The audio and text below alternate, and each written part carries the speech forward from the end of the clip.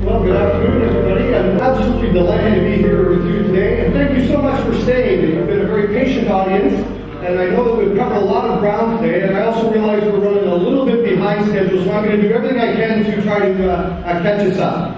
As Tafir mentioned, we do have some great workshops tomorrow. I'm going to feed on some of the parts of my workshop in this short discussion. So I'm going to sort of cherry pick some of the pieces that we'll be talking about, those that attend my workshop tomorrow, and we'll build on many of those ideas tomorrow. Now, as I say, a lot of what I was planning on saying has already been said. You would think that the guy who sets up the program wouldn't put himself last. I should have went first, so I would have been the one that came up with all these great ideas. But in fact, very much of what I'm planning on saying has already been said. But I really appreciate the last presentation, partly because a lot of what we've talked about today is theory, and here we saw knowledge management in action. But one of the comments really resonated with me. And the comment about KM being boring really made me think. And I make a living trying to make KM exciting. So I'm going to try my absolute best this afternoon in the next 25 minutes or so to try to make KM exciting. Because I absolutely agree. We have to get people excited about this. KM is very simple. But for some reason, as we've heard so many times today, over and over and over, we make the same mistakes. Even those of us that are in this knowledge business make the same mistakes over and over again. So with that, let me tell you a little bit about myself. Thanks very much for the kind introduction. My very first real experience in knowledge management, in a practical point of view, was when I was appointed as the Director of Knowledge Management for the Canadian Department of National Defence. And up until that point, I'd studied it, and I actually thought that I'd been a practitioner in my own way, but it was a real eye-opening experience when I took over that portfolio and realized some of the challenges that were in this domain. And I wrote this article, which is called Defense Knowledge Management, Just a Passing Fad. And that was based on a comment that Admiral had said and made to me. I was doing a presentation on knowledge management, and he kind of, at the end of it, stood up and said, well, this is just another passing fad, and it too will go away. And so I wrote that article to really ask that question. Is it a passing fad, or is it something that is going to continue? And I'm obviously one of the believers that thinks it will continue. I want to tell you a little bit about some of the works that I've done, just to kind of tell you where I'm coming from in this whole idea of knowledge management. The first book that I put together is called Building Organizational Memories. And the idea in that book was, what are we doing today to make sure the next generation of leaders know what they need to know? I think all too often knowledge management has been focused on the present. What do we need to know today to make those decisions? Or what did we know before? How did we lose that? And the idea of this book was really to look forward. What can we do today to make sure the next generation of leaders don't have the same challenges? As Tafir mentioned, the workshop tomorrow will be based on the book that Joanna and I put together called The Leader's Guide to Knowledge Management. And there's not a lot new in that book. What we tried to do in the book is very concisely summarize some of the great things that have already been written. We'll talk more about that for those that attend tomorrow. And then our most recent published book is one called Social Knowledge. And as we've heard today, there's so much going on in the social domain, and that's really what we're trying to capture in that one. And then the last one that I'll just mention, although it's not related directly to what we're talking about, our newest book, which will be out in May, is called Business Goes Virtual. And it's really about how we can use these tools and techniques to create a profit. Now, I've been incredibly fortunate to travel very widely and talk about knowledge management. And again, I would go back to what the professor just said. I believe that these ideas can work anywhere. Do we have to tweak them? Absolutely. But the other thing I'd like to share with you is, in my travels, and I've traveled every continent to talk to groups like you about knowledge management, and the good news for you is you're not alone. There are people everywhere I go that want to apply these tools, techniques, and practices, but aren't quite sure what to do. So I congratulate you for being here today and trying to learn from others so you don't repeat the same mistakes that others have. As you've already learned, I do quite a bit of work with Success Step in this region. my real job, my full-time job, is I'm a professor at Minot State University. Now, how many people know where Minot, North Dakota is? Show of hands, how many people have been to Minot, North Dakota? Okay, we've got one in the audience. We've got one who claims to have been there. I'm not sure you've been there, David, but okay, I'll give that. Well, the easy way to think about where Minot, North Dakota is to think of a map of North America and put a star in the dead center, and that's exactly where we are located, right in the center of North America. You've also heard that we have a company that does some work in this field. Is my mic cutting out, or is it okay? People can hear me okay? Okay, thanks. I'm getting a little bit of feedback up here, but that's okay. So in your package, it tells you a little bit about what we do, and I don't really want to talk about that today. We've got much more important things to talk about than our company. So let's get into the meat of what we're trying to talk about here. So the idea is knowledge sharing. Is this something new? And I would argue absolutely not. In fact, there's some incredible works that have already been written in the field. If you're new to the domain of knowledge management, I highly recommend that you consider the books The Four Corners. Clearly one of the best books, I believe, is the book by Carlo Odell and her husband Jack Grayson, If Only We Knew What We Know. An old book, to be sure, old being a relative term, but it really does lay out some of the most important ideas. Working Knowledge by Davenport and Prusak in the bottom left is a very important one. Up in the top, The Knowledge Creating Company from Nomaka is a very seminal work, and a lot of people talk about it. In the lower right corner is a book that I use in some of my graduate classes. My colleagues absolutely hate this because it's a book called The Idiot's Guide to Knowledge Management. But frankly, it's one of the best written books. Tragically, the author passed away a short time ago, but it's an amazing book and really lays out many of the questions that we've been talking about today. Now, when you look at those books, and I just selected some that I think are worth reading, if you look at those, and I realize for some of you in the back it might be a little hard, is there any one that you see there that really sticks out as being out of place? Often people say the one in the center. It's called Advancement of Learning, written by Francis Bacon based on a series of essays that he started writing in 1597. 1597, not 1997, 1597. And actually, many of the things that he wrote were as applicable then as they are today. But the unfortunate thing is some 400 years later, we're still having to answer the same questions. So, how quick do we learn some of these things? You know, there's been a lot written about knowledge management. In fact, I remember a few years ago I was at a conference, and the keynote speaker stood up and he said, everything that needs to be known about knowledge management has already been written.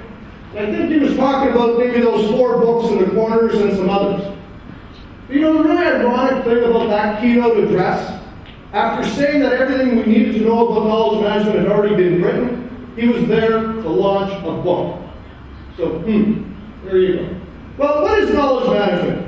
You know, when I first got into this domain, I started looking for definitions, and many of us have done that. And I collected a list of over 100, and I know that others have done that. And there's many different definitions, so I want to tell you what I mean about knowledge management. I'm in a college of business, so I look at this strictly through the lens of business, what businesses can do. What we claim knowledge management is simply the creation, transfer, and exchange of organizational knowledge to create some sort of advantage. I have competitive advantage because I'm normally talking to for-profit organizations, but it could be many, many other reasons. I really like the discussions that we've had today about the idea of knowledge management being used to solve problems, knowledge management being used to aid decision-making, knowledge management to help leaders. That's the reason why we're doing it, as we've heard many times today. We're not simply doing KM to do KM, it's to solve some problem, and typically in a business point of view, it's to create that advantage, to be able to do something that your competitors cannot. So just think about that definition as we gallop through the rest of this presentation. I want to share with you a view of knowledge management. The view of knowledge management that I talk about is based on the Tory model. Many of you will have seen a Tory as an entrance to a sanctuary. And I think that the Tory model is a great example for us to think about, and that sanctuary that we're seeking is that knowledge-empowered organization. And today I'm going to focus on 3 parts of that Tory. The Tory looks like this. We're going to focus on technology, leadership, and culture. That's not to say the other two parts, process and management, are not important, but we'll have to save that for another day. I want to focus on the three legs of the Tory. One of the things I like about using this icon, this model, to talk about it, is it reminds us that we have to have a balance of those three: technology, leadership, and culture. If we don't have the right technology, the Tory will lean to one side. If we don't have the right culture, I argue, we'll lean to the other side. And if we don't have the leadership, it'll collapse upon itself. So I like to use that icon to describe what knowledge management is all about. We've already heard lots about the great work that Bob Buckman has done. I did a case study, which is included in our book, and there's also a journal article about it, that looked at Buckman's work through the lens of the story model. And I think you'll find that much of what he did, and he was an amazing leader, can fit tidily into that. So if you're interested in learning more, that article is on my website. You can take a look at that. You know, the talk of this is the TLC of KM, which is a little bit of play on words in English, TLC often being the tender loving care. Here today we're talking about it as technology, leadership, and culture. But it really could have another title. Another title could be Simple Ideas That Work in Complex Environments. Now, I'm not sure how many of you know Dave Snowden. Dave has been mentioned a couple times today. He very kindly wrote the foreword to our book on social knowledge. And Dave is an incredibly bright man. He talks about the difference between complicated and complex organizations. And I've heard him talk about that many, many times. And frankly, I don't understand it all. He's just much, much smarter than I, and I really don't get the difference that he talks about. So I'm not talking about complicated in that, or complex in that sense. I'm talking about complex in the following sense of this definition. I think a complex definition could be a group of obviously related units of which the degree and nature of the relationship is imperfectly known. I don't know how many of you work in large organizations where one part of the organization doesn't quite know what's going on in another part of the organization, but somehow, magically, they're all supposed to come together. So think about that as an idea of how we can think about this idea of complexity. So this TLC, really these three ideas that I want to talk about are technology, leadership, and culture. And in the book, you can see some of the ideas that I've talked about. You know, one of the ones that I'd like to remind us about in terms of technology is this idea that technology is tending towards free, at least in terms of capital costs. As Ron mentioned, I think it was, there's so many tools that we can use that we can access for free. Now, there might be some human capital costs, but the technology behind that is free. So I just want to quickly go through some of these examples and try to help you understand why I think these are so important for us to consider. There has been some research that we've done in this area. This gives you an overview of the leadership. When we ask the question of middle managers, typically they say leadership is the most important. When we ask them why, they can't quite answer that part. They know it's important, but they know that they've seen bad leaders or leaders who didn't support KM. So I think that's one of the reasons why they really push the leadership piece. And I'd be happy to share more about that with you. So let's talk about technology. We've heard over and over today that technology is not synonymous with KM. I agree. Technology is an enabler. But technology is changing. And that's the exciting thing that we're witnessing right now. We've seen some great examples of how social media is doing that. I want to just share a few things with you on that and give you some resources that you can go to and learn much, much more. So we've heard about Bob Buckman and the challenges he had, and he truly had some real challenges in his day. It wasn't easy to connect and do the kinds of things that we're doing today. It was very difficult. He used a very old system called CompuServe, but the lesson about Bob Buckman is he kept on saying, technology will not defeat my plans. And all too often, we do let technology take over. So think about Buckman and his view that technology would not stop what he was trying to do. I think one of the most interesting pieces in technology of late is the book called Groundswell. And in your package, you have the URL. I highly recommend you go there and take a look at this interesting work that Forrester has done. I don't have a lot of time to talk about it today, but they've done some fascinating work. And here's what they're talking about in terms of social technology. And they talk about a social trend, the groundswell that is a social trend in which people use technologies to get the things they need from each other rather than traditional institutions like corporations. That means many of the people in your organization are willing to go somewhere else other than your intranet to learn about your organization. And that's a real challenge for some organizations to consider. Now, very often I hear organizational leaders say that they're somehow going to control that. And I don't think it's as easy as they believe. Let me share some statistics with you.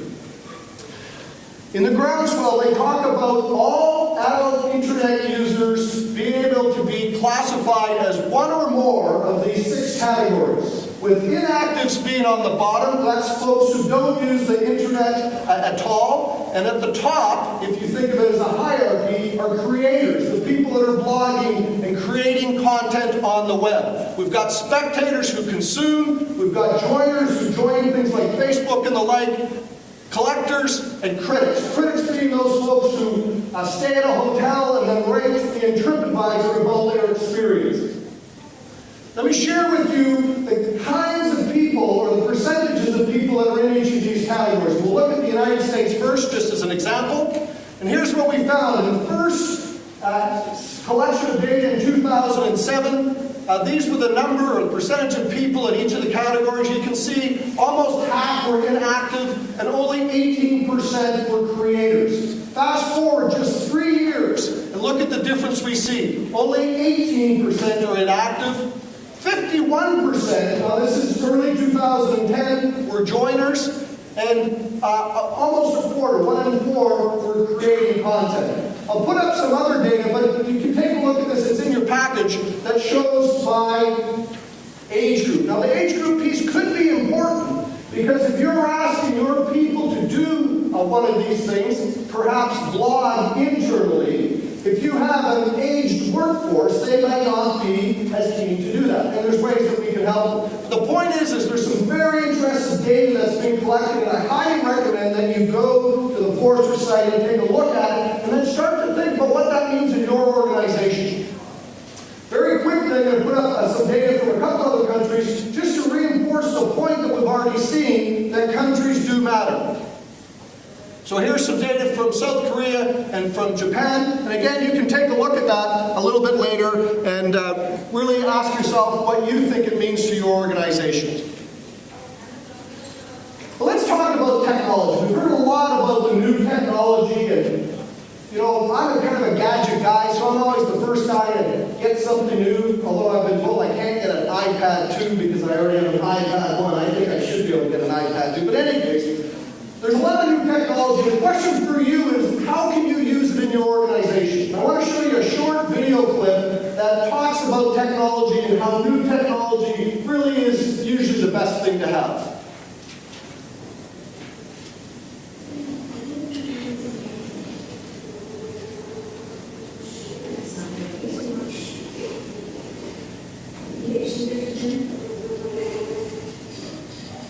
The new Newsday app is better than the newspaper in all kinds of ways. Except for one. Get Newsday every day in a whole new way.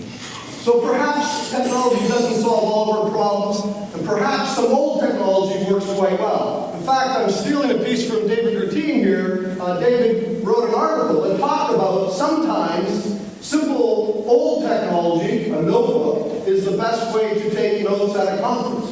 So the point is we don't always have to have the newest technology. I'd like you to think about that as you're planning your technology pieces.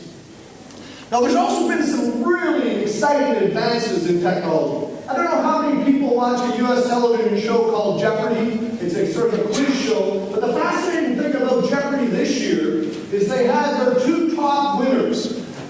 Ken Jennings and Brad, I forget his last name, but these are folks who've won several $1 million playing trivia games. The brightest minds in terms of trivia, and they put them up against a computer.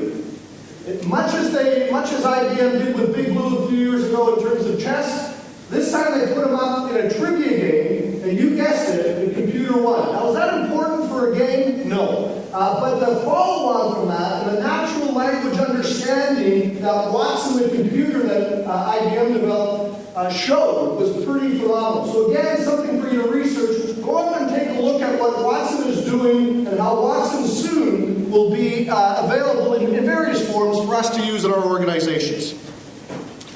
I want to just very quickly talk about leadership. The TLC, the L is leadership. We know and we've heard today that knowledge management or the ideas of knowledge are not new. I'm suggesting here that it goes back to Aristotle, but it certainly goes back to many other people, perhaps even further back. I mentioned Francis Bacon. Many of you will be familiar with this book called Personal Knowledge. You know, I'm very lucky to be able to travel. One of the problems with traveling is jet lag. And by the way, if I fall asleep, it's because I didn't sleep very well last night. I guess right now it's, I think it's 8 o'clock in the morning my time, so I'm a little out of sync. But I carry this book with me, Personal Knowledge, and all I have to do is crack open that puppy and I fall straight to sleep. I'm kidding, of course. It's not a very easy read, but it does bring in some very important ideas about tacit and explicit knowledge and some other things. So, a seminal work to be sure. I've already mentioned Carla Dell. If you haven't read her book, in fact, she's just launched a new one that came out just a couple of weeks ago called The Knowledge Edge. Haven't read it yet, but I'm sure if it's anything like If Only You Know What You Do, it's definitely worth a read. And then there's a whole series of things that aren't necessarily knowledge management, but there's groundswell and crowdsourcing and some other ideas that I think are really bringing these ideas together and very important for us to consider. Well, there's some very serious ideas that we should consider about leadership too. Here's a clip from CBS News on September 11, 2006. So this is 5 years after that fateful day in New York City. And I want to just highlight one of the clips that's in here. And listen to this. If we read this, it talks about the commander of Special Operations Command lost 95 men in that single day on September 11th. That's just horrible, that tremendous loss of life both in the building and these first responders. But the good news about this story, if there can be any good news, is that because the Special Operations Command had procedures and practices in place to capture and share knowledge, they were very quickly able to regenerate that team and do that important life-saving business that they need to do. Now, most of us, I don't think, are in that life-saving business, but the question for you is what happens if you lose people? What happens if they go to work somewhere else? As the professor mentioned, maybe they go to work somewhere else, or if there's an accident, or whatever the case is. What are you doing in your organizations to think about that? This is a very tragic example, but there's many, many others. Now, Luke mentioned to us earlier what Donald Rumsfeld famously said, and of course Donald Rumsfeld was awarded the Foot in the Mouth Award by the Plain English campaign for that. I would normally play the clip, but because we heard it from Luke, we're not going to do that today. But I agree with Luke as well. This really was one of the greatest things that he said, and really misunderstood by an awful lot of people. But what does it really mean to us? And I'm just going to fast forward through here. My good friend Alex Bennett, her husband, took what Rumsfeld said in 20 seconds and turned that into a book chapter. That's what we academics like to do. So if you say anything right today, I'm going to turn it into a book chapter. So be forewarned. But what they really did is said that we tend to spend most of our time in these comfort zones and things that we know, or the known unknowns. And that's when we use competitive intelligence and other things to learn about that. There's this category that Rumsfeld talked about, the unknown knowns. You know, there's many examples. One of my favorite stories, very quickly, everybody's familiar with a company called HP. HP used to have a very functional organizational structure. Every year they would invite the best and the brightest to a board meeting to talk about what the next big thing for HP would be. And one year, the vice president of the printer division was sitting in an anteroom, probably just like the anteroom out there, very nervously waiting to go in and see the board of directors with what he thought would be the next big thing for HP. And what he'd secretly been working on and spending millions of dollars in R&D money on was a printer that could scan. And he was really excited about this. Of course, he had to work secretly, because if the press found out about it, then it would be leaked and everybody else would be making copies. Well, he was sitting there nervously thinking about what he would say to the board, when suddenly he could hear inside the meeting room, the board erupted into applause, very uncharacteristically. You know, many boards are not the sorts of folks that applaud like that. And so he was wondering what was going on. The door opened and out walked another senior vice president. She was the vice president of the scanner division, and she just showed the board of directors a scanner that could also print, that she too had spent millions of dollars in R&D to develop. So we had one printer that could scan, another scanner that could print. Neither of the two knew about it. HP puts a great spin on this in their training and say that they developed a hybrid of that, but they're the first to admit that they were not good at sharing organizational knowledge. So that's an example of that sort of thing. But just to go back for a second, the unknown unknowns, that's the harder one to explain. And you know, Rumsfeld tried to do it, but he didn't do it very successfully. I've thought about a lot of ways to do it, but this, to me, is the best way. And I'm going to show you a short video. But before I do that, has anybody ever been sea kayaking? Been out in the ocean in a sea kayak? Well, of course, yeah. I'm only laughing because the video that I'm about to show is off the west coast of Canada, where some of you grew up. But, so, other than, well, you can answer this question. What would you do if you were going to go sea kayak? What kind of things would you do? I mean, you'd maybe take some lessons, make sure you have a life jacket. I mean, there's some precautions you take, right? Let me show you a short video about some sea kayakers off the west coast of Canada.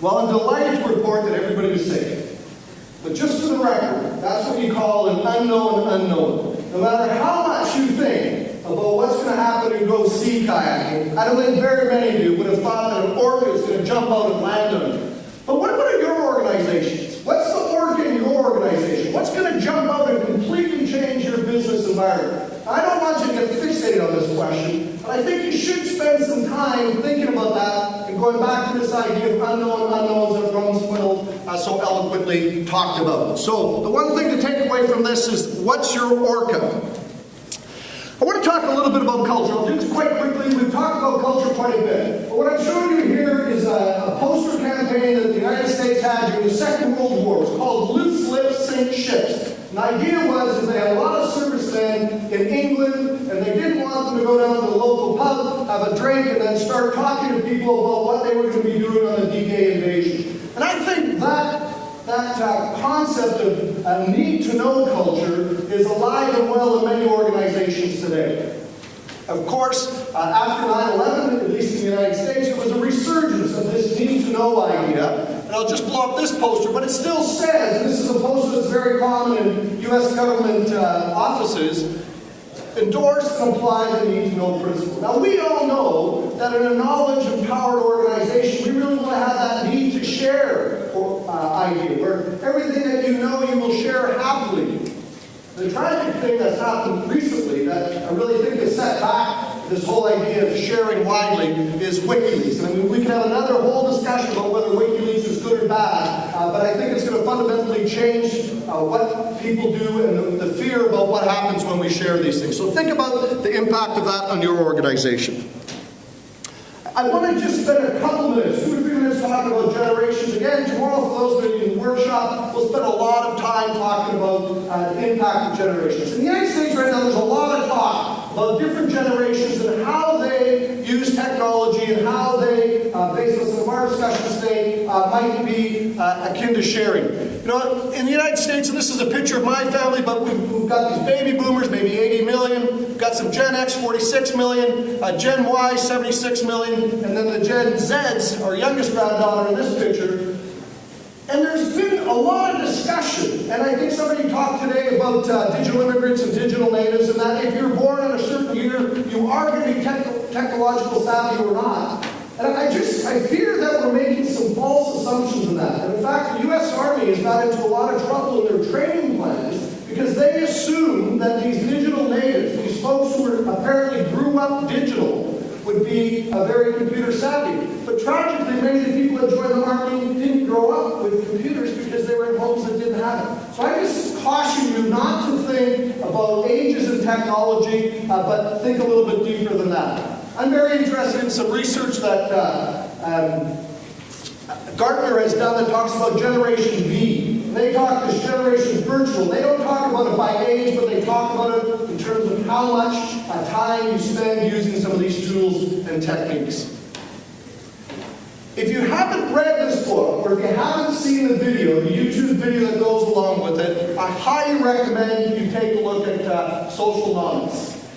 It's a great short video. Some of the facts that are in there have been challenged. If you go to their website, they will explain where all of the facts came from, but it's a very fascinating look at how people are using social media today and some predictions to the future. So your homework assignment, take a look at that, at least watch the YouTube video. You know, I'm a big fan of professional knowledge, and I know a lot of people in knowledge management arenas are not. There's a lot of people spend a lot of time talking about how the NACA's ideas really don't work, but I'm a fan of them. And for those of you that aren't real familiar with Professor Monaco, he talked about the SECI model. And he talked about if there's two types of knowledge, passive explicit knowledge, that means there's 4 ways to create and share organizational knowledge. In fact, this is one of my favorite subjects, and I see that we're running short on time, but I'm going to take maybe 30 or 40 minutes to go over the rest of Monaco's work. No, I won't do that. But when I do talk about this, it's the part of the show that people kind of, their eyes glaze over. In fact, I saw a little bit of this already, so that I put up on Monaco's slide. And I go, we don't really need to apply these tools and techniques. We don't need that in our organization. And I'm going to show you one last clip that I think might reinforce the idea that we do need to share in organizations. So then, do we have everything we need for this meeting? It's all right here, sir.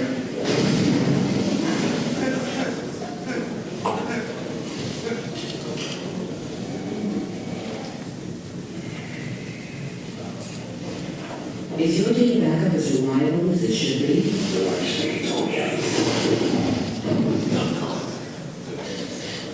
Ours is. Bright Storage software. You know, I've seen that video clip at least 1,000 times.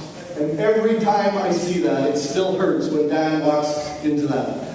Ladies and gentlemen, we're going to stop it there. I'd like to leave you with a couple thoughts. Have a little bit of fun perhaps looking at these ideas, but it is a serious issue. And I'd ask you to think about 2 things as you're going back to your organizations. 2 things that you can start to get into the culture. Number 1 is think about that orca. Think about that unknown that will fundamentally change your business.